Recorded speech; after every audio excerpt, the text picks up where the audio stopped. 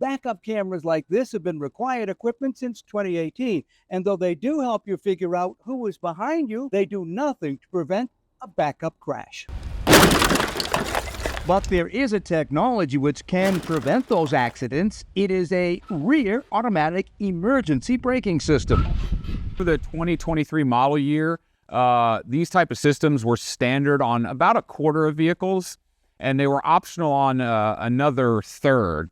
And those systems will save you money in both repair costs as well as increased insurance rates from claims. The success rate of the AEB, what is it, do you know? Yeah, so this is a highly effective feature. It's probably the most that we've evaluated. When we look at systems that have rear cameras, rear parking sensors, and rear AEB, we're seeing that the combination of those is cutting police-reported crashes by almost 80%, which is a huge number. With the average rear crash costing drivers $4,000 or more to fix, that is a big savings. However, not all of the systems work equally well, even though the technology behind them is virtually identical. They all use the same ultrasonic technology. It may just come down to, how the manufacturer has designed the system and what obstacles they're really designed to avoid.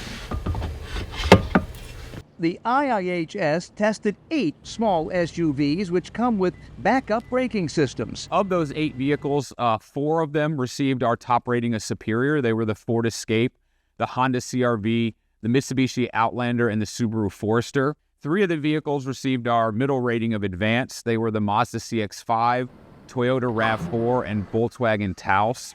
And 1 of the 8 failed completely. The Hyundai Tucson only received a basic rating and wasn't able to avoid any of the impacts in our different test scenarios. One final point about AEB involving people. Though the systems work well in helping you avoid vehicles as well as obstacles like this, they don't do well with pedestrians because that's not what they were designed for. So mirrors and your eyes are the best option in preventing backup accidents involving pedestrians. Working for you, I'm the consumer guy, Steve Spracia.